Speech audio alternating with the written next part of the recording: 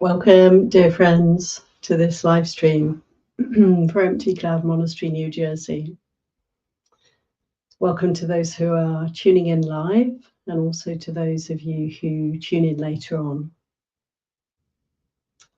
I'm going to speak today on the topic of the gradual training, path of practice. But first, I'd like to pay respects to our teacher, the Buddha. Namo tassa bhagavato arahato samma sambuddhassa.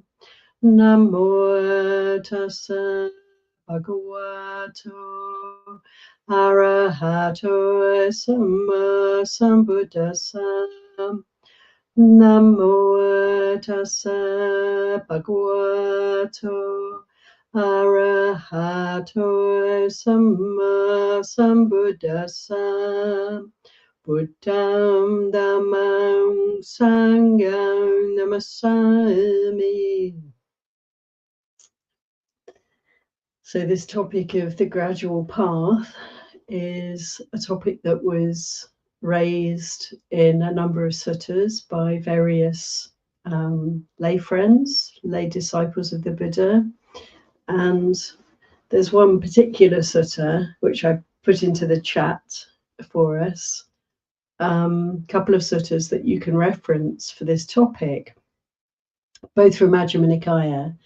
And the one sutta I'm really interested in talking about today is the Ganaka Moggallana Sutta, where the Buddha's talking to an accountant who comes to him and asks him, how do you train your apprentices, your disciples?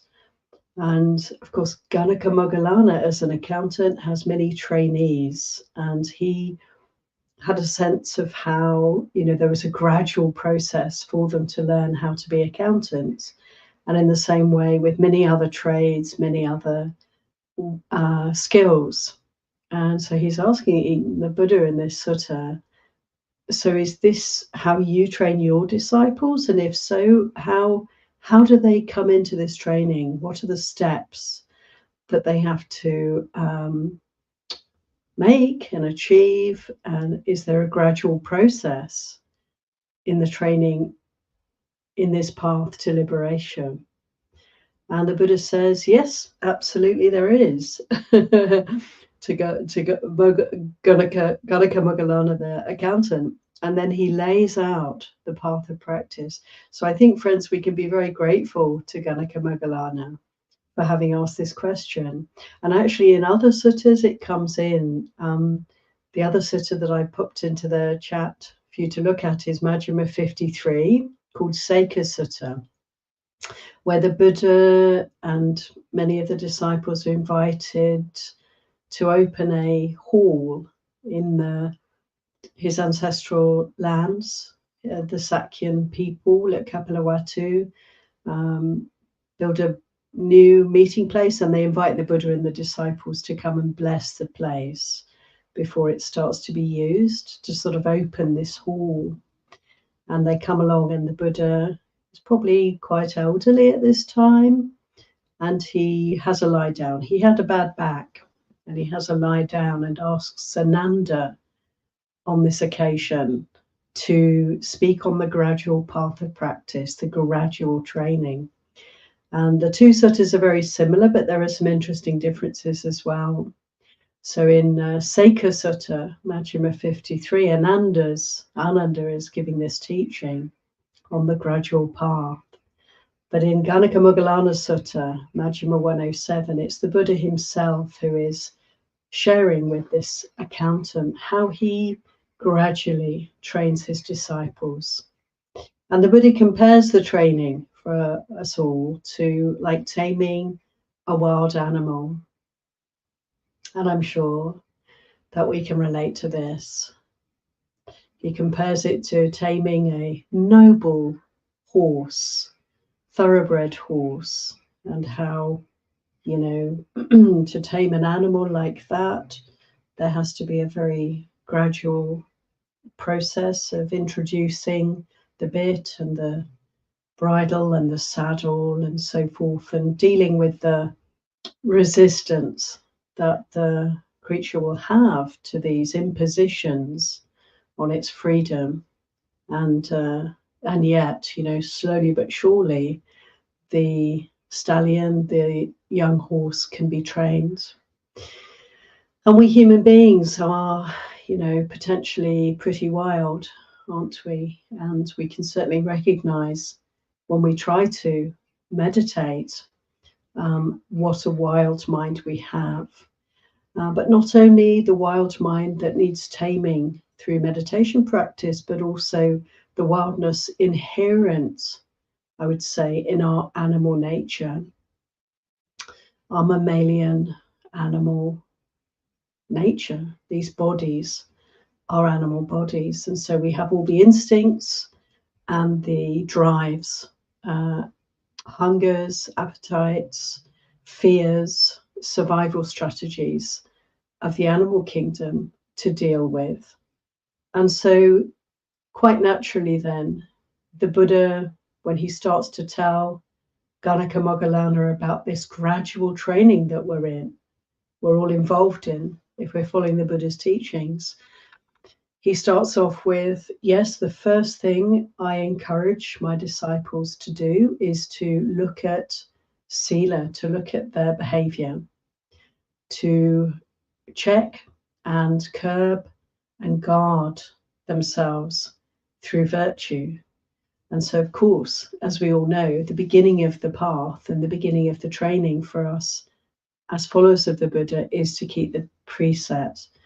And of course, for all of us, that involves the 5 precepts. And to allow ourselves to be willing, to relinquish anything that doesn't fall into the realm of virtuous behavior, harmless behavior. And it's, for some of us very easy. Some people are born good, as it were. They gravitate very naturally towards harmlessness. But for others, it's not like that. And for many of us, we might have a very clear sense of right and wrong and want to do the good. But we may find ourselves in cultures where, alcohol is normal, social drinking is a given, even taking of certain drugs is considered okay. And we can be, encultured, so we can be socialized in certain ways, conditioned in certain ways through our cultural values that may not be the values that are entirely in our best interests. So for me personally, I could immediately feel the rightness of the first 4 precepts: not to kill, not to steal, not to lie, absolutely, not to commit sexual misconduct, of course not. But the 5th precept, to avoid intoxicants altogether, just didn't make sense to me for a long time because of my cultural conditioning. And so it can feel like, in some ways, to keep the 5 precepts can feel like a challenge and require us to really give up things that we may very much enjoy, or at least to work with letting go of that which we love. In terms of drinking socially, people often, if they stop drinking, they have to go through a process of letting it be known to others and making peace with it and being quite firm about it, and then finding ways to be comfortable around others who may be drinking, so that we might pull away at first from mixing with certain people, but then we want to be able to be comfortable around people who may not be keeping the precepts as strictly as we are, or we would even wish them to. Because certainly when we start to keep the 5 precepts, including the 5th, we start to notice the benefit and feel the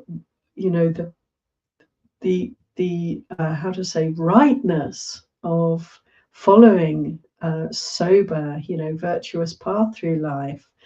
If we feel the happiness of that, we feel lack of any kind of remorse, any kind of agitation in the mind around our behavior and speech, we start to feel really good, a really self-respecting, upright. And so we would love that for other people. And yet, we can't expect to wade in and try and change other people. But there is always an encouragement for us to keep our own precepts very well, and also to find ways to encourage others to do what's good for themselves, to find ways to support others if there's any inclination in them to brighten their virtue, to give up unsuitable habits, to stop harming in different ways. So there is a real encouragement for us to help others if we can. And we find, what a delicate process that is. And we can find ways to guide others if we're fortunate enough to have openings to that. It's delicate, isn't it? Because we do not want to impose upon others. That's a way of not keeping the first precept, to try to dictate to others or to judge others, to be seen to look down on others in any way because they may not be living such a wholesome life. We certainly don't want to break the first precept in any of these subtle ways. Great respect for others, but also a wish for their well-being can guide us. So the virtue aspect of path, of course, is right at the beginning.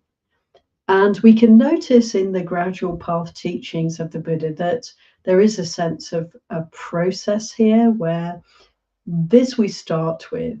And once we have a degree of well-being through living a harmless life, through keeping the 5 precepts, then we can move towards the next aspect of the training with much more ease. We're much more resourced when it comes to the Buddha's teachings on sense restraint.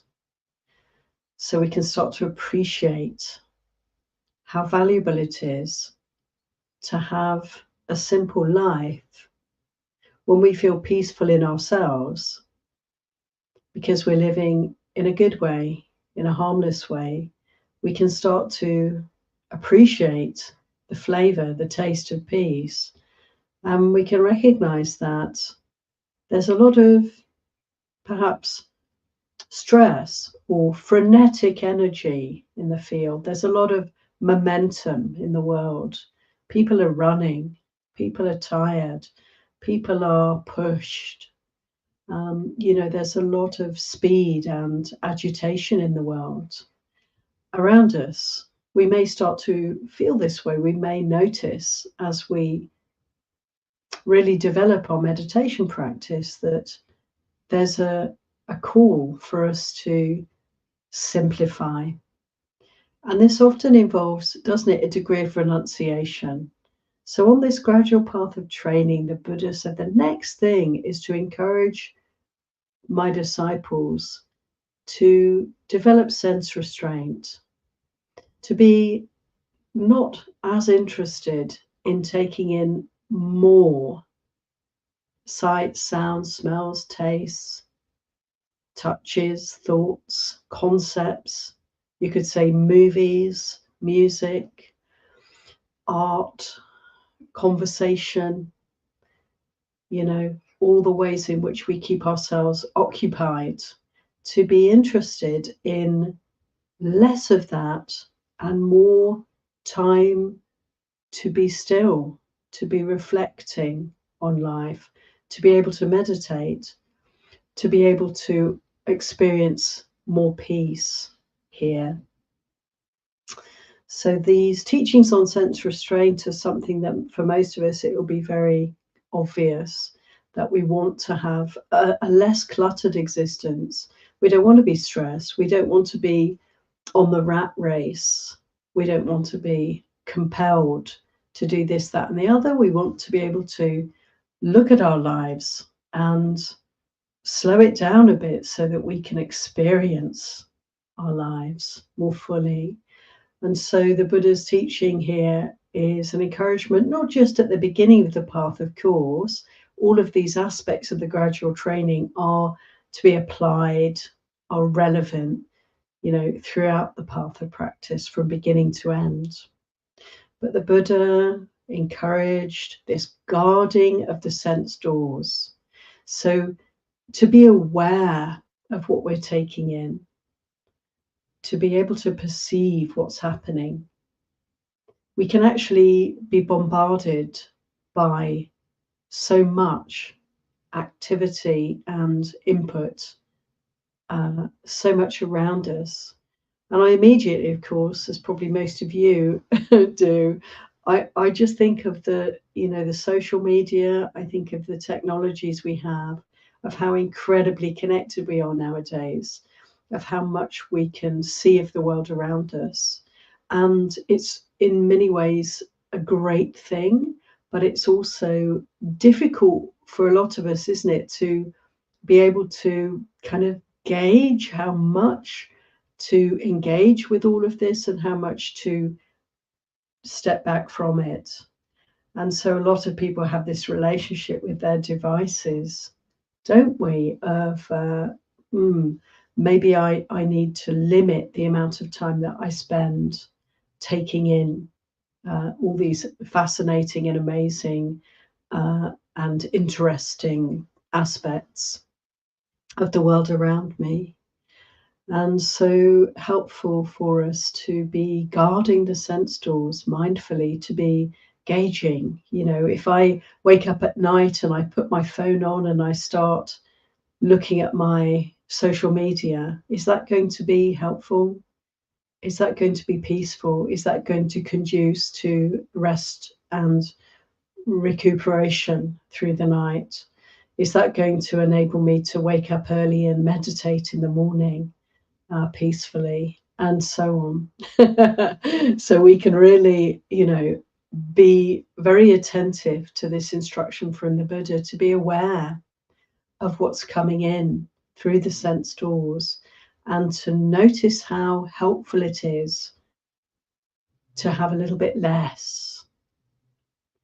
Less is more. The less we take in, the more there's a depth of experience that's possible for us here. We can develop mindfulness. We can develop body awareness, breath awareness.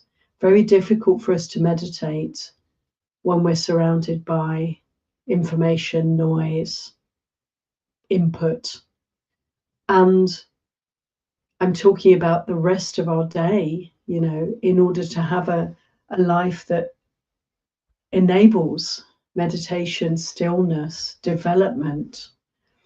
We don't want to be rushing around the rest of the time and voraciously receiving through the sense doors. We want to be letting go of that and to be easing ourselves into a great sense of well-being and comfort with less, with quietude, with silence. Turn down the music, tune into the silence, turn off the news and read and take in the news here. What's happening here? This is more important than anything for us. And it's a reflection always what's happening here. When we really get to know ourselves, then we get to understand how things happen around us. We have this reference point. We have this wisdom that we're developing. So sense restraint is so important. And this aspect of the path comes next in this teaching, Tighanaka Moggallana. And the Buddha's speaking about this gradual path. And from sense restraint, he then says, once the disciple, the trainee, is developing sense restraint, my next encouragement is to look at their eating, measuring the quantity of food so that we're not overeating and getting fat and lazy and sleepy and kind of drugged on food, and we're not undereating and not taking care of the body and allowing it proper nourishment, just to get the right measure of food. And this is, again, important aspect of path at the beginning, but also throughout the path. It's very interesting for monastics because of our rules around not eating in the afternoon and the evening or at night, that we have this time, this wonderful, window of time when we're eating, and then the rest of the time we're fasting. This is so helpful, so good for the body. But when we come into this training, a bit like the young colt, being trained, it's like that's difficult to abstain from eating for the larger part of the day. And yet, we can work with this. What you can find yourself doing. I remember myself at the beginning of monastic life being really kind of agitated around food because I knew that this was my meal for the day and I had to try and get the right amount. And it was so stressful somehow. We would be collecting our food at the servery in a monastery where there's loads of people and everyone's watching you.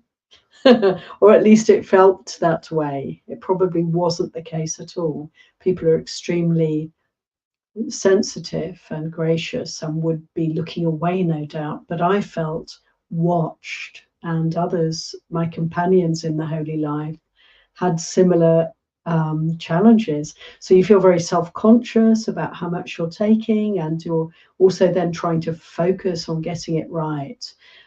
How difficult. And this training then, eating just in a small part of the day gives this opportunity to really appreciate food and its value and its drawbacks, and to experience hunger on a daily basis, which is so helpful for us to have a body that's actually digested all the food and that is not immediately, leaning into the next meal. So many valuable aspects to this training.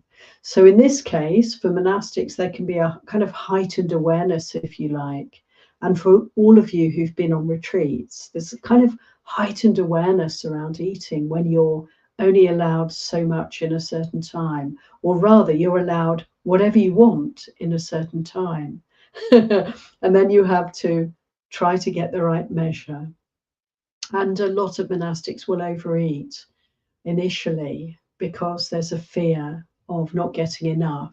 And then one has to kindly, compassionately work with that until we really do get to feel out, get to know what the body most benefits from, what kind of food and how much.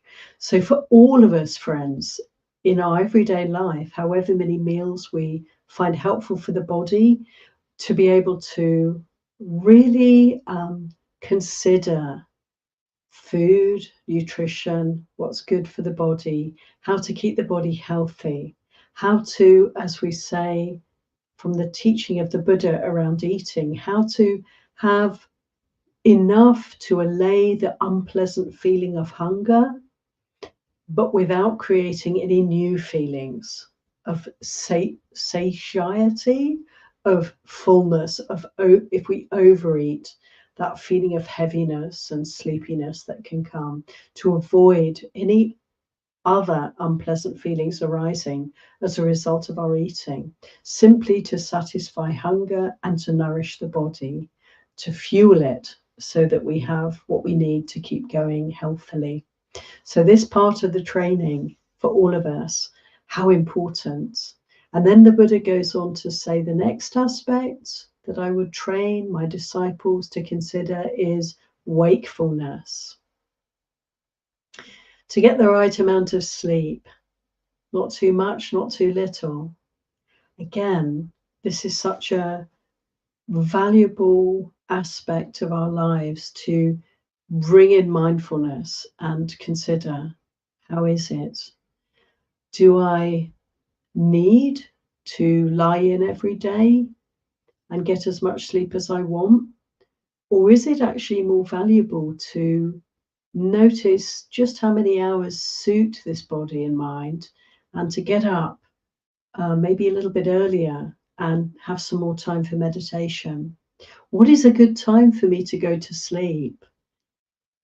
Is it helpful for me to stop taking in sights, sounds, smells, tastes, touches, sources of cogitation, of thinking, at an earlier hour in the evening so that I can really relax and have an early night or have a more peaceful night, because I'm not doom scrolling right up until bedtime. I'm not watching exciting movies right up until bedtime.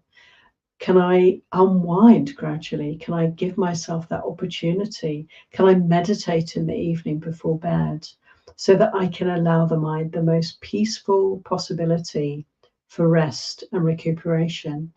So we can consider these things, consider how much sleep is needed, how much is valuable, so that we wake up refreshed and energized, but not, we don't oversleep, which has also an effect of strangely making us feel tired, doesn't it? If we oversleep, we're also groggy and kind of sleepy and dull, even though we've had more than enough sleep.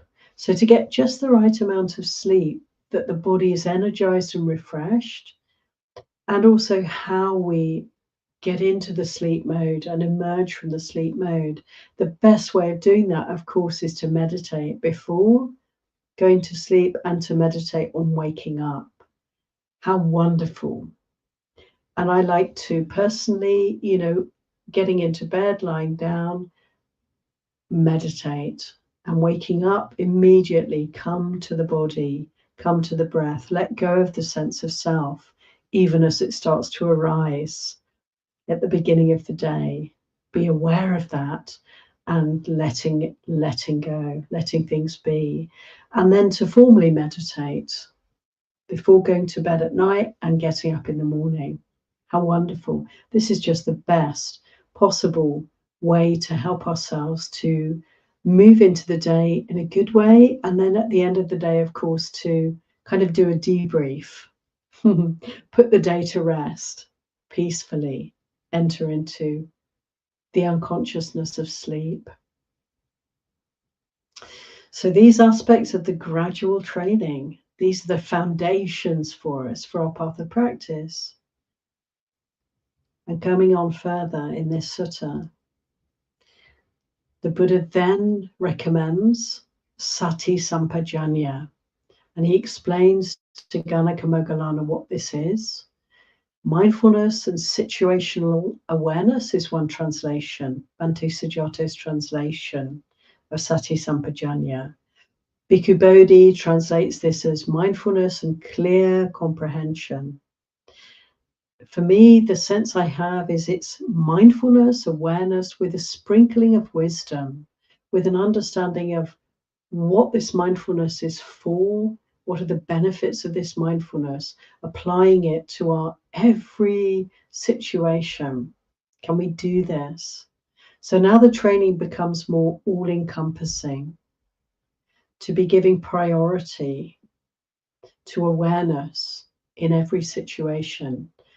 And the Buddha describes, of course, all the ways in which the body moves, the postures, the ways we turn and bend, sitting and standing, walking, lying down, going to the toilet, eating our meals, talking, all the ways in which we operate during our days.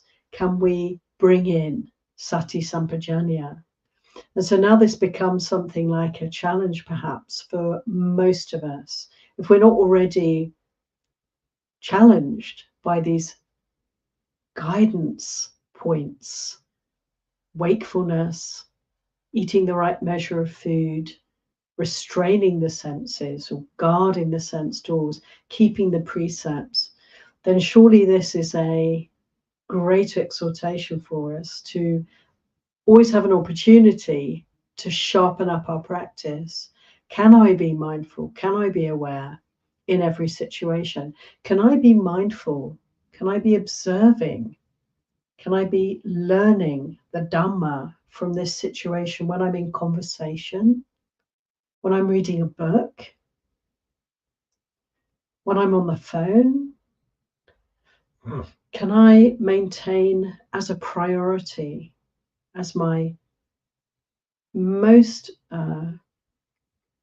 overarching mode of being, this ability to observe reality, to be present, to be mindful. Can I keep developing this? And I think for all of us, there'll be ways in which we can notice how we may lose awareness. We may become immersed in our experience. We may forget all about mindfulness. And how wonderful, if we can notice that, notice how we might get lost in some concept or some story, and to be able to bring ourselves back. And for me personally, I find the way to maintain sati sampajanya in every situation is to be mindful of the body, to notice the breath. It can be for different people, different aspects, but for me personally, I just live in the belly, in the abdomen, the belly breathing. Because as soon as there's any kind of agitation, personally, I notice this is where it manifests. There will be a tightening of the belly. There will be a hitching of the breath. There's a subtle shift in energy. And as soon as that's noticed, which it can be noticed straight away when there's a degree of mindfulness directed at all times towards this part of the body, the belly, or it could be any part of the body for anyone. The breath is so helpful. If the energy, if the attention's directed here, then one can pick up very quickly where there's a shift, where there's some kind of attraction to something, or aversion to something, or some kind of movement into immersing, into losing mindfulness, into getting absorbed in samsara. To notice a tightening, a shift, a little bit of tension. When we're aware of the body, we can pick these things up. And what do we immediately find ourselves doing? Attending more fully to the body, to the breath, and relaxing and letting go.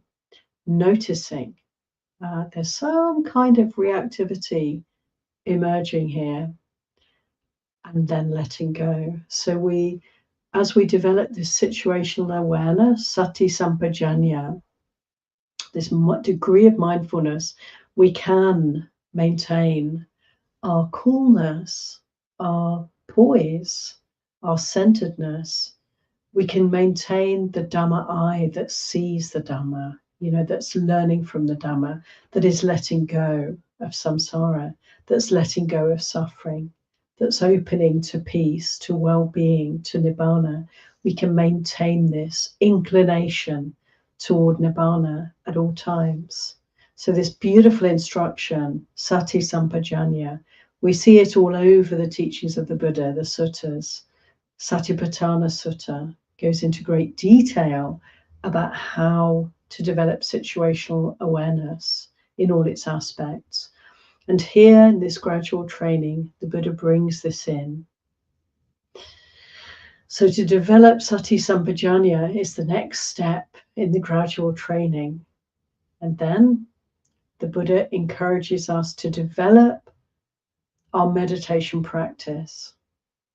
And most specifically, he says, after the meal, so for the monastics, this is after our work, as it were, after the alms round, after our time of interaction with the lay friends who are helping us to survive through their generous giving of food, of alms.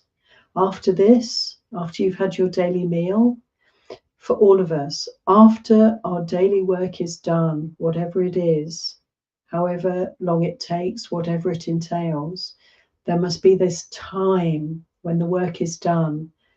Then find a solitary place and sit and meditate.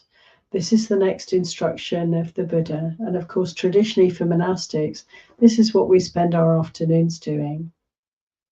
Our afternoons, our evenings.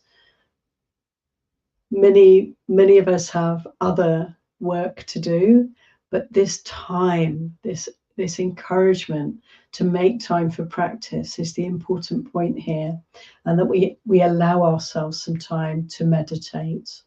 So the Buddha is then saying, this is important as the next step in our development is to give priority to meditation practice, to find the right kind of conditions for that, to allow ourselves to stop, to find somewhere quiet, to be still physically, and then to allow the mind to come to stillness. How beautiful. So for all of us, there may be a sense of sometimes struggle, around how much time we can give to our practice. But it's wonderful that we have the inclination to meditate and that we can find some time for this and notice the benefits. And as we notice the benefits of meditation practice, so we get to want to meditate more. We get to make more time for this. And so it goes on. And so this is the gradual path up to this point. The two suttas that I mentioned, Majjhima 107, Majjhima 53, both have the same trajectory. In the Sekha Sutta, where Ananda's speaking about the gradual training, having been asked by the Buddha to give a talk to the people around them, he goes into a slightly different aspect, and I want to bring it in because it's really valuable. He talks about the 7 important qualities on the path. Now he says the next thing we need to do is to develop these 7 important qualities. And it's interesting, friends, that 4 of these qualities are what are called the indriyas, the spiritual friends that we want to cultivate, that we develop in the path of practice. So faith, wisdom, energy, and mindfulness, these 4. And the 5th of the spiritual friends that the Buddha spoke about so many times is samadhi, concentration, or stillness, or meditation. And here Ananda doesn't mention this, but for the other 2 qualities that are important in the path of practice, he brings in here hiri and ottappa. So I think this is something for us to consider. So as part of the gradual training, can we cultivate these qualities of hiri, which is shame, and ottappa, which is fear of wrongdoing? So people don't necessarily nowadays associate shame with something valuable. It's considered a deeply painful and also not very helpful quality. And I think there's a lot of truth in that. But this quality in Buddhism of shame, of hiri, it's a quality that we can value very highly, because it's the ability to notice when we've done something unskillful, in any way harmful, to notice the effect of that on the human heart. So that ability we have, to feel remorse, to feel the pain of unskillful behavior or speech or even thoughts. And so this guardian comes in here.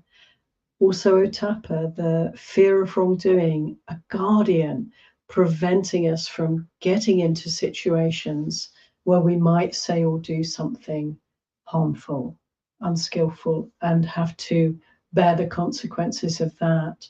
So isn't it, in so many Buddhist temples, we have these devas, these angelic personifications of hiri and ottappa guarding the entrance. Many Buddhist temples you'll see, one side of the door, there'll be hiri, and on the other side, ottappa, and then they manifest as divine beings who are guarding the entrance of the temple. And in this way, we can see how these qualities are really crucial for us on the path of practice, because they're saving us from deviating, from harming ourselves, from falling away. And, how important that we can recognize our behavior is a process of purification. Like we have the inclination to live virtuous lives, but we may have habits that are painful. As I was saying earlier, that we have strong conditioning, oftentimes around our behavior from our culture, from our society, that may not be entirely wise and skillful. And so we have to unlearn behaviors and habits and inclinations, even. So this process is so helped by these qualities of hiri and otapa, shame and dread, moral dread. They keep us safe. They're like the boundary for us. And we can trust, when I say something a bit mean and I see somebody's flinching, or even they don't necessarily seem to notice, but I feel the potential harm that's just been done, and that uncomfortable feeling comes along, that flush of shame. We can be glad, we can be grateful.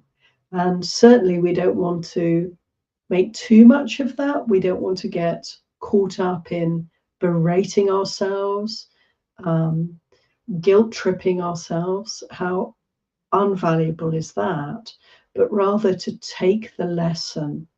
Ouch, that hurt, just that much, to take that lesson, to really take it in, to really notice. And in this way, we're unlikely to put our hand in the same fire again.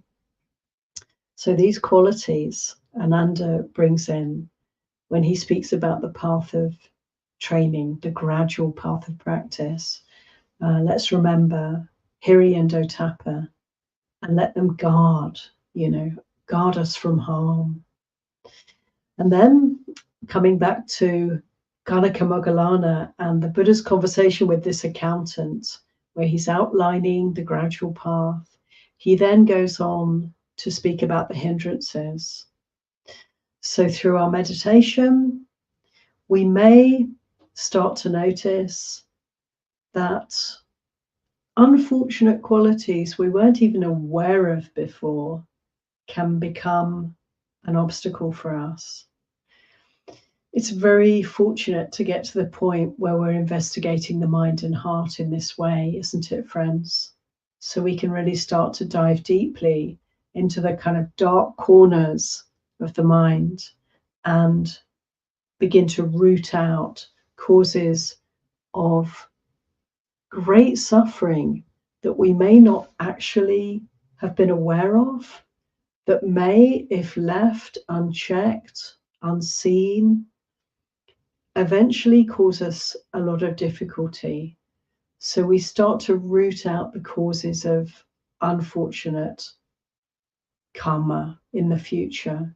We start to investigate deeper and deeper to see where we may have difficulties and to prevent those difficulties from arising.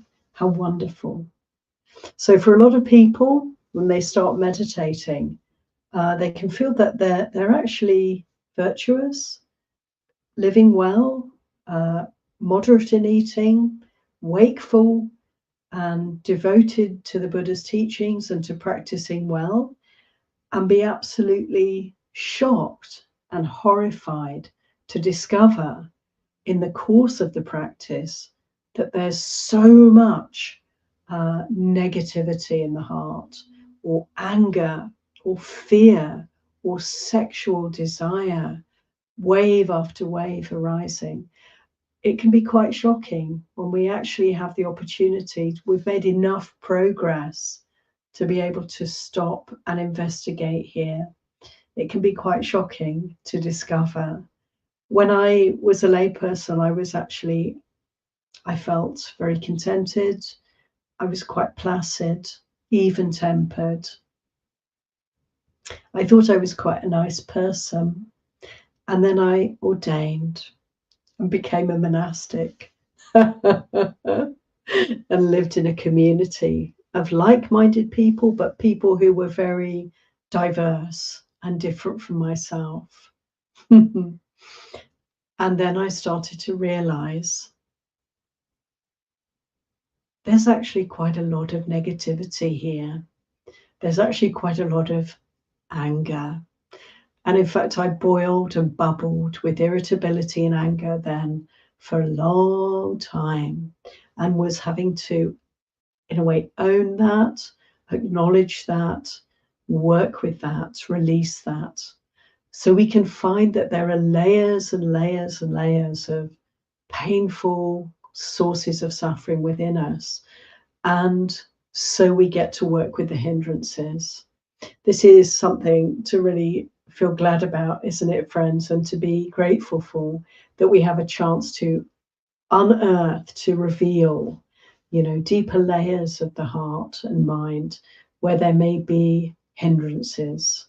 So the hindrances of desire and aversion, doubt, restlessness, agitation, and also dullness, just turning away from reality, sleepiness.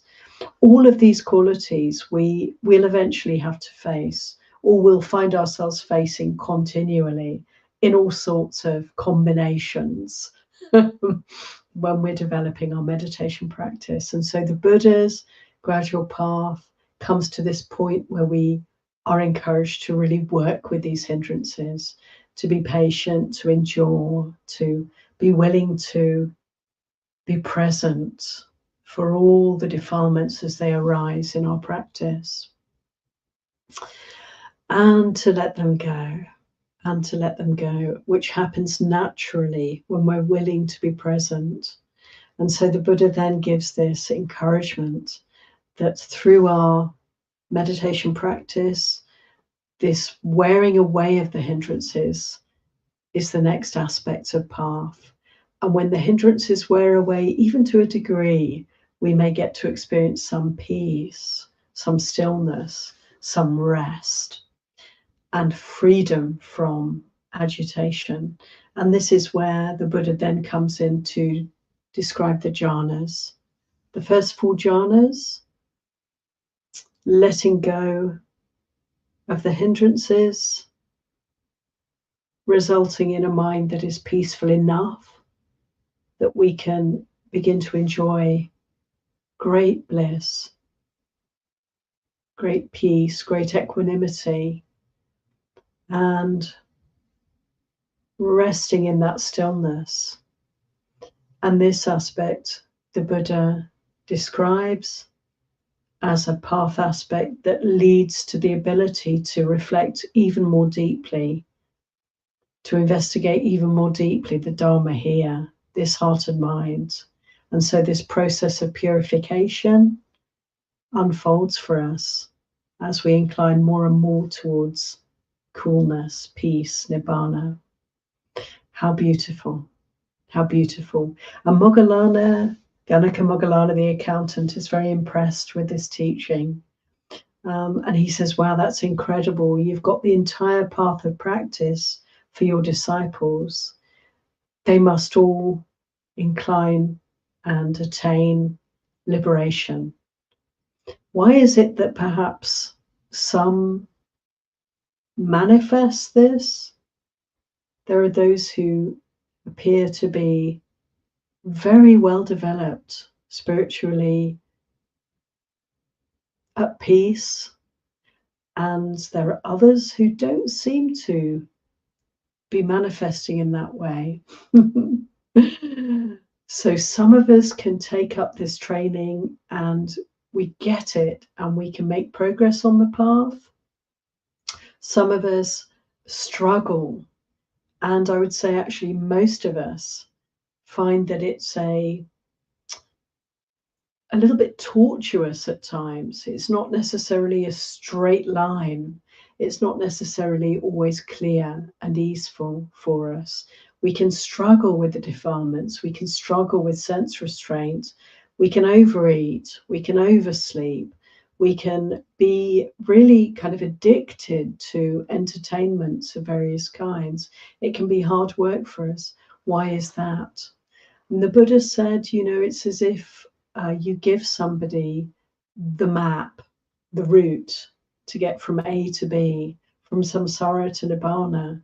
You give people a clear, easy way to get from A to B. And some will be able to take that, and others will struggle to take that path. And so it is.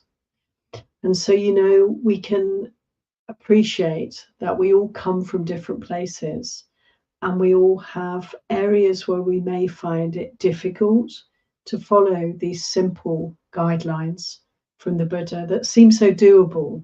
And yet, just like the wild animal, we can be struggling and champing at the bit and resisting and finding fault even with these instructions. We can have great compassion for this. But just to recognize, friends, that for all of us, if we simply take in, take on, take up these guidelines, then we will most surely, most certainly find our way to the perfect peace, the unshakable heart that's free from greed, hatred, and delusion. So may we continue to apply ourselves to this gradual training, and may we all succeed in fulfilling the training. Awan. So thank you so much, friends, for your kind attention. And I'm going to have a look at the chat at this point. We have 10 minutes to share, have some, as it were, Dharma sharing through the texts and chat. And first of all, I want to say a big thank you to all of you for being here at this point for the live stream. It's lovely to see you all your names here. Thank you. And I have a comment from, here we are, from Madeline. Thank you, Madeline, who says, thinking about keeping precepts and listening to the debates in the US about abortion rights, can you clarify the Buddhist teachings on abortion? Sending metta and blessings to you. Yeah, thank you, Madeline. It's very potent, isn't it, to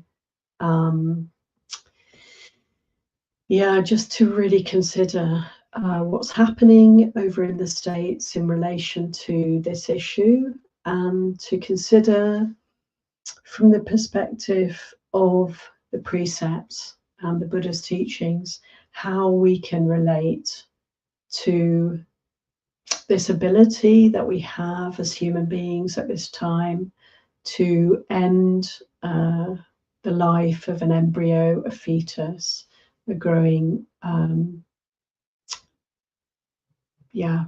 potentiality for human life. There is our clear first precept to refrain from killing, and you know, for each one of us, we need to consider deeply how we can honor that precept in our lives. And clearly, you know, we want to try and avoid situations where there would be an unwanted pregnancy or a harmful pregnancy or a traumatically determined pregnancy, a pregnancy that's come about through rape or incest or, you know, great harm to the person who's bearing that pregnancy, obviously. And then these things can happen. And then people can find themselves in very difficult situations. As a GP myself, as a family doctor, before I was a monastic, I was a practicing Buddhist, and I personally refrained from signing the papers that would enable terminations to happen. And that was my choice to do that. But I would never make any kind of statement or give any kind of indication that I was not supporting a woman who was seeking an abortion. Rather, I would request that they go and see someone else, and I would make that happen for them. I would make it easeful for them. But that personally was my way that I found to try to maintain my precepts in the best ways I could. This is not to judge or to have any kind of black and white approach to these things, because surely we have to consider every case, every woman, every person who's dealing with a pregnancy that may be harmful in some way for them, that may be unwanted, that may be a result of violence and so forth. So I don't have any clear response to that,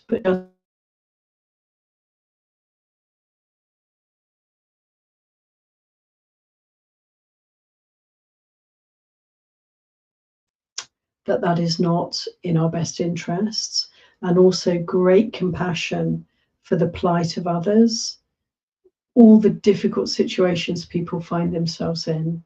But as a Buddhist monastic, I have to say, I could never condone abortion. I couldn't encourage it.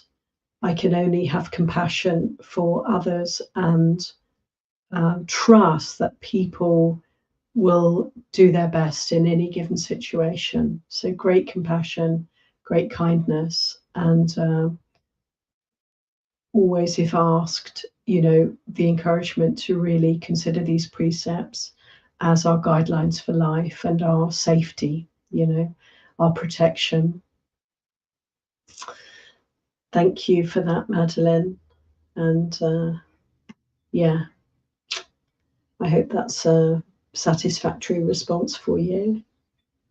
And Dharmika says, how to know that the mind has no energy and how to develop the energy of the mind. Thank you. Thank you, Dharmika. Not quite sure what you mean. It's quite interesting to consider. The mind has no energy. I'd say the mind does have energy. There is an energy or a vitality, to the mind and to the body. And these we can observe, we can learn from mindfully being aware of mentality, of the thought processes, of the energy of the mind, the verbal formation, even consciousness itself. There is a momentum, there is a vitality, there is a stream of consciousness that we can observe. How to develop the energy of the mind? I would say, yes, that's a really good question.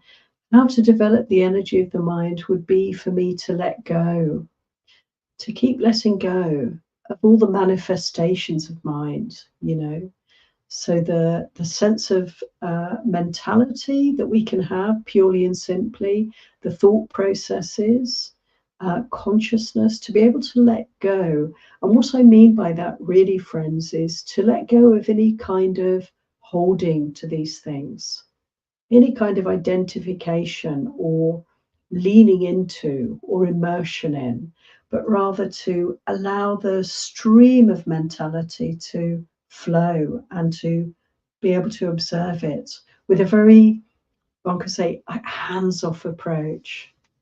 Not me, not mine, and see what happens. Oftentimes I find when I'm paying attention to mentality, to thinking, in the very attentiveness to the process of thinking, not so much the content of thoughts, that's not my focus, but rather the flow of thinking. In that attentiveness to the flow of thinking, there is a letting go of it. There is a stepping back from it. And thoughts invariably will kind of slow down and just fade away. And this is the result of attending to thinking. Often I feel that we can find the mind that starts to relax and the thoughts start to just dissipate, and there can be a beautiful sense of relief and quietude that can develop. So my feeling is to work with the energy of the mind is to be relinquishing, letting go, putting aside. In all our meditation practice, this kind of attitude of noticing change, noticing cessation, and just letting things go is really the best approach for us to be able to stay present. So there's no clinging to any past event whatsoever. I hope that's helpful. Thank you, Dharmika. Okay, and we're out of time, so I'm going to be very brief, but I'd like to bring up these wonderful comments and questions. Rebecca, thank you, says, when I meditate at night, I often get more energy and then it's harder to go to sleep. It might be excess energy from the activity of the day. I'm not sure. Do you have advice? Yes, I think this is a very good sharing and question, because it probably applies to many, if not most of us, how to be able to sort of slow down and relax in order to have a good night's sleep. And I would say the best we can do is to actually really face up to that restlessness by not doing anything. So rather than going for a walk or a run or watching something or taking in more sense input, actually to let yourself be in a quiet space, turn the lights down, lie down, and be aware of that incredible momentum and just let it flow.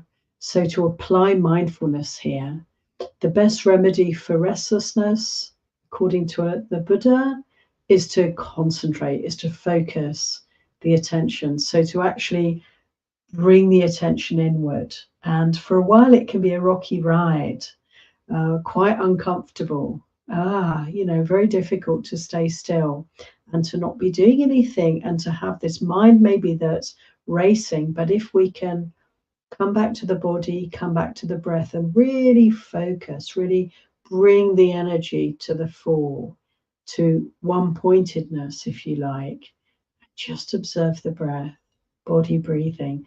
In this way, we can overcome this hindrance of restlessness. So that would be my suggestion, Rebecca. Thank you for bringing this in. And Feze says, I think I'll be less distracted at walking meditation. Am I right? I think walking meditation can be super helpful during the day if you're not trying to get to sleep. During the day, we have some time and we have a lot of energy in the system. It can be very helpful to do walking meditation. And again, bring the attention simply to the footfall on the ground, the feeling of the ground under our feet, the breath, the movement of the body, to be able to focus on the walking and not be distracted by anything around us or within us. A wonderful practice then to help us to use energy in a good way. Thank you.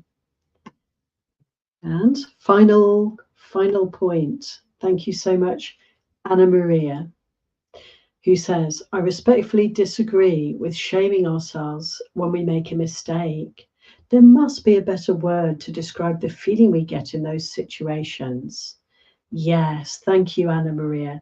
I'm really glad you bring this in because it is a difficult word.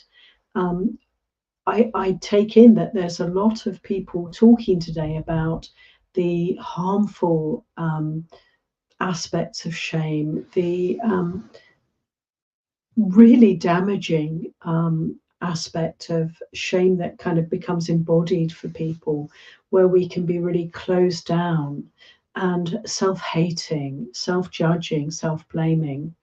And this is not something that we in any way want to encourage in our practice.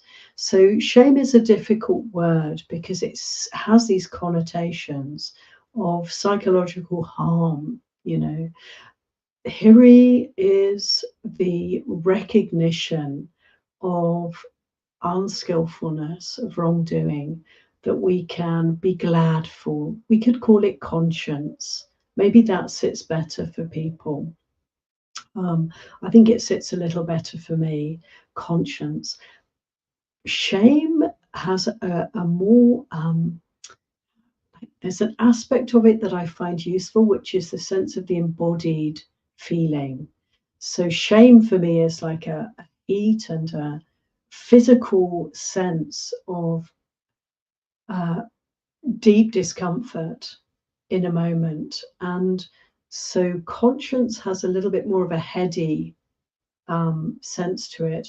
I would say that Hiri is both a realization, a consciousness of wrongdoing having happened, but also the feeling we can have um, of dread, of remorse, of discomfort, of suffering. And it's a really important part. So just to consider that Hiri is the realization through suffering, through discomfort of the pain of wrongdoing. And it is a guardian, it saves us, it prevents us from harm. And look, we can see how in the world around us people are doing all sorts of harmful things, believing that they're doing the right thing, no doubt, believing that this is on the whole valuable in some way.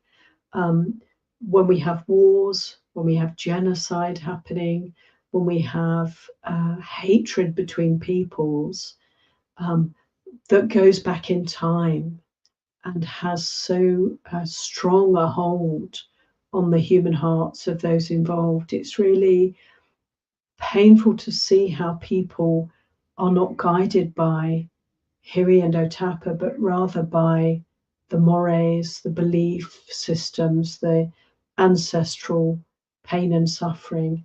And so they are committing great harm without appreciating the harm that's being done to themselves, first and foremost.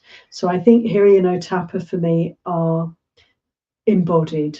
They're the ability to be aware of the consequences. And friends, the great thing is that when we're practicing mindfulness, we know, don't we? Because we feel the ouch very quickly when we're aware of these bodies, when we're aware of the breath, when we're observing the mind, we very quickly pick up when we've done something unskillful, even if there's no external response telling us, rather inside ourselves we know. And this is Hiri, this is Otapa, this is that conscience manifesting. So yeah, thank you for that comment, Anna Maria. And I appreciate this word. Shame is not necessarily the best word. Maybe conscience, we could say, or something like awareness of wrongdoing. Yeah, thank you. So, friends, oh, thank you, Jay. I must just share to finish the comment of Jay, which is so perfect. Here we are. Here's a translation of Hiri: constructive, wholesome disconcertedness. Sadhu. That's beautiful. Thank you so much, everyone, for your kind attention and sharing. Let's finish by paying respects to our teacher, the Buddha, with 3 sadhus. Sadhu, sadhu, sadhu, anumodana.